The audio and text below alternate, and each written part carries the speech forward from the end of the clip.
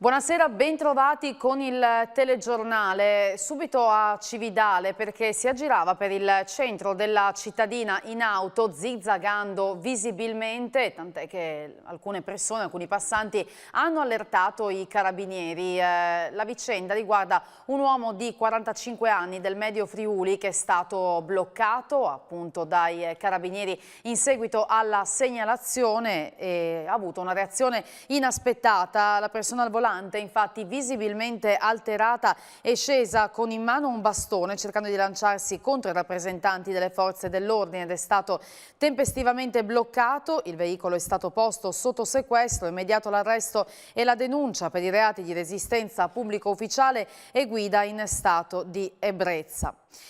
E un incidente motociclistico si è verificato questa mattina ad Artegna. Un giovane ha perso il controllo della moto per cause ancora in corso di accertamento ed è letteralmente volato per una ventina di metri.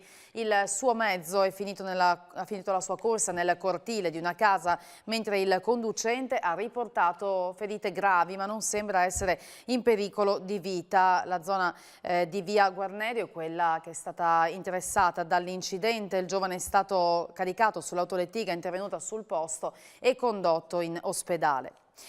Sono nati i primi bambini concepiti con fecondazione eterologa al Burlo Garofalo di Trieste. Il primo parto di un bambino è avvenuto lo scorso agosto, mentre qualche giorno fa si è verificata la seconda nascita. Le madri e i bambini sono tutti in buone condizioni di salute, lo ha reso noto il direttore della clinica ostetrica e ginecologica del reparto di procreazione medicalmente assistita al Burlo Garofalo, Giuseppe Ricci. A oggi a Trieste sono stati effettuati in totale 42 cicli di fecondazione in vitro con un risultato positivo al test di gravidanza superiore del 50% in linea con la media europea e altre 22 coppie hanno già iniziato con la preparazione per il ciclo di fecondazione in vitro, con altre 20 che hanno completato la prima fase del percorso e sono in attesa della donazione.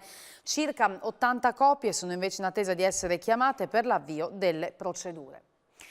Siamo a Udine, seconda giornata di festeggiamenti per i 50 anni di CNA Udine, musica, convegni, sport, premiazioni, concorsi, spettacoli, degustazioni al Castello, dove questo pomeriggio si è anche tenuto un momento di riflessione, dibattito e confronto alla presenza del presidente nazionale Daniele Vaccarino, impegnato in questi giorni nei colloqui con il governo sulla legge di bilancio e sulle misure fiscali.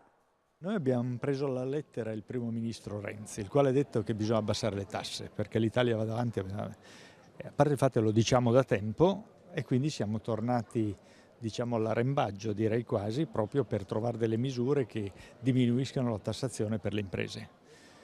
Alcune di queste stanno trovando attenzione, certo che bisogna farle sapendo qual è la situazione italiana complessivamente, ed in particolar modo stiamo puntando sul fatto che i redditi che rimangano in azienda vengano tassati di meno, che la tassazione per le piccole imprese sia fatta per cassa e non per competenza, ovvero sia si paga le tasse su quel che effettivamente si è incassato, che vengano riproposti i bonus fiscali sull'aspetto energetico e strutturale delle case e anche antisismico viste le problematiche, e più la questione dell'IMU. Ecco, queste sono un po' in sostanza quelle cose principali che chiediamo. Sappiamo che le rigidità di bilancio che vengono portate avanti anche da norme e scelte europee ci mettono in difficoltà. Sappiamo però che non abbiamo scampo da questo punto di vista. Stiamo già arrivando al 4.0. Che ruolo possono avere nell'industria 4.0 le piccole imprese e impone tutto questo un cambiamento culturale, di mentalità? Quali sono le sfide? I detrattori dell'economia italiana dicono che l'Italia, essendo un paese di piccole imprese, non potrà agganciare questo che viene chiamato industria 4.0, noi preferiamo impresa 4.0, ma significa semplicemente agganciare le grandi nuove tecnologie che stanno cambiando sostanzialmente il nostro modo di lavorare. Ebbene, noi crediamo che le imprese piccole invece siano l'elemento principale. Se oggi la flessibilità e la personalizzazione del prodotto diventano due elementi fondamentali per avere come dire, mercato, tra virgolette, bruttissimo termine. Ebbene, le piccole imprese sono quelle che da questo punto di vista sono più attrezzate. Certo, bisogna fare degli sforzi enormi anche da parte nostra, ma ritorniamo al punto di partenza. Per fare sforzi enormi bisogna avere anche possibilità di investimenti. Il groviglio di crisi che stiamo vivendo accresce, confusione, disordine, da qui tante domande con le quali ci si sta confrontando al Centro Balducci di Zugliano in occasione del 24esimo convegno di settembre.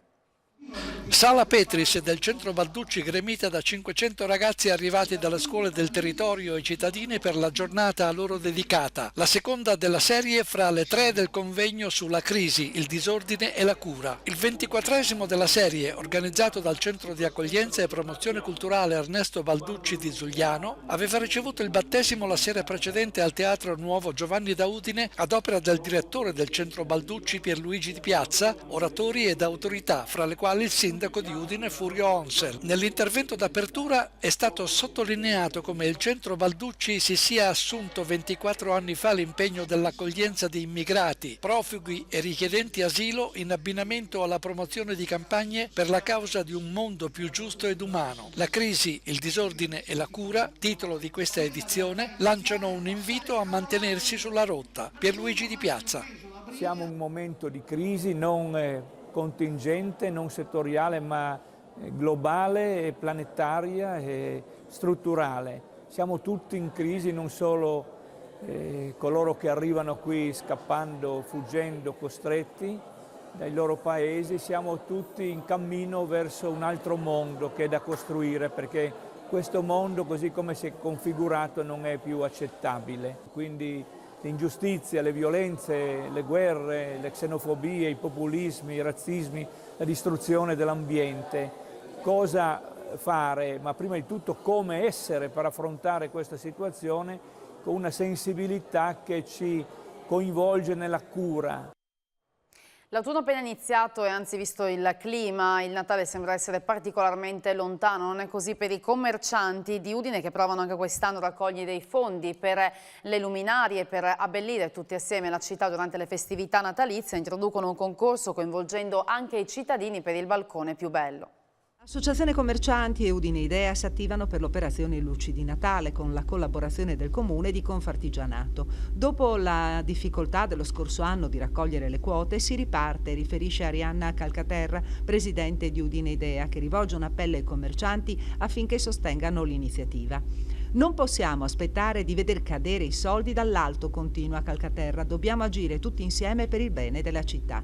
Quest'anno è in programma tra l'altro un concorso che coinvolgerà sia i cittadini che i commercianti del centro storico. I privati saranno invitati ad abbellire i propri balconi, mentre i negozianti dovranno fare altrettanto con le proprie vetrine sulla base di un tema che verrà loro assegnato. Le squadre delle due associazioni sono pronte per la raccolta delle quote, che è il passaggio necessario per poter illuminare la città e presentarla nella sua veste migliore sia ai residenti che ai turisti. Fiducioso anche il presidente mandamentale di Confcommercio Giuseppe Pavan, che le imprese, pur in una situazione di crisi, colgano l'opportunità di un'iniziativa di sistema che può dare benefici a tutta la città.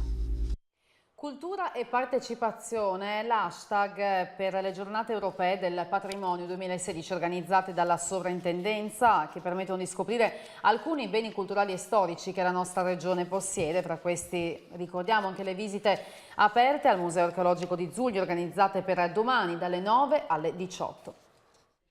Questo weekend è l'insegna delle giornate europee del patrimonio 2016, 1 o 2 giorni per fruire dei beni culturali e storici della nostra regione.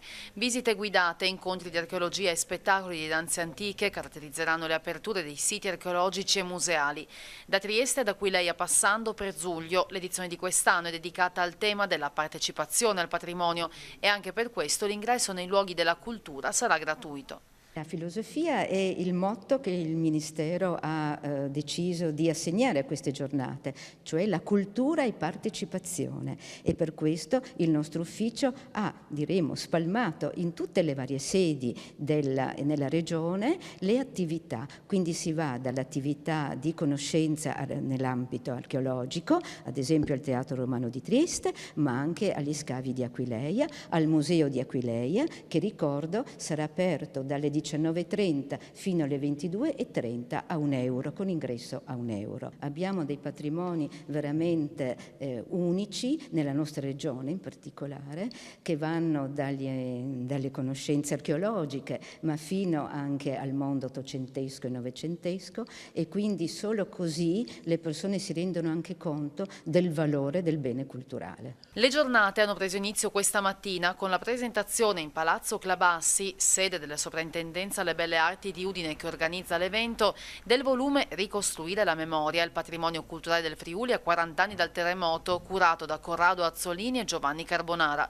Una preziosa testimonianza per approfondire con sguardo critico il lavoro di restauro e recupero svolto dal 1976 ad oggi. I pregi di questo volume sono ricostruire la memoria, quindi a 40 anni dal terremoto, per uno sguardo critico a quello che è stata appunto la ricostruzione, ma anche offrire uno spunto e un'idea di quello che è il modello Friuli, che è stato vincente appunto su questo territorio. E dopo 40 anni è possibile evidentemente, anche con cognizione di ciò che erano le tecniche utilizzate all'epoca, ci ha dato meglio la misura di quello che erano le possibilità allora, anche con le teorie del restauro allora vigenti o comunque correnti.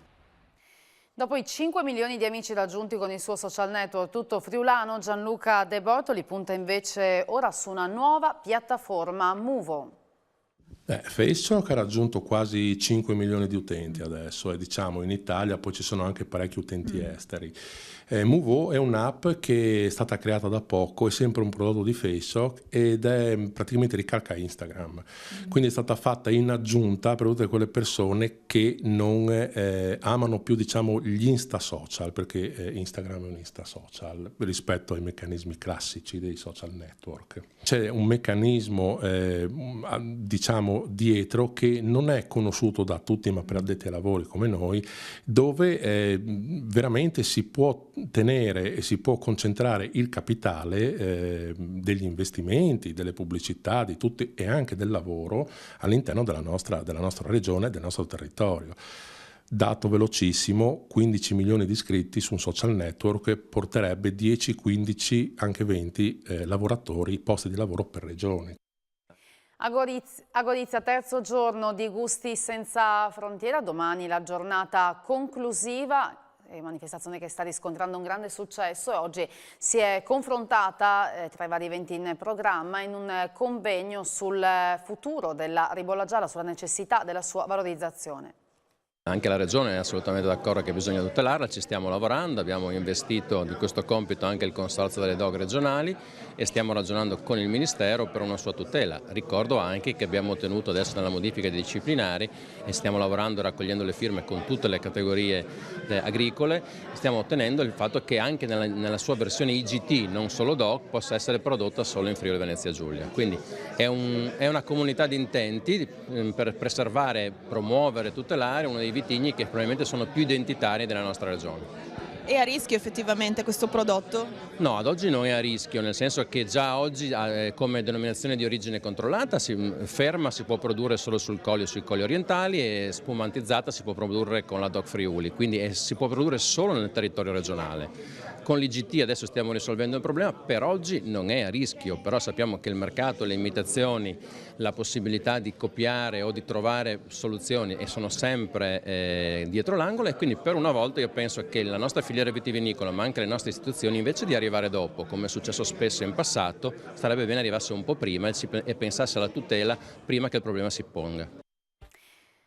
È tutto per questa sera, vi ricordo che Telefriuli c'è anche di domenica con l'informazione sempre alle 19, grazie per averci seguito e buona serata.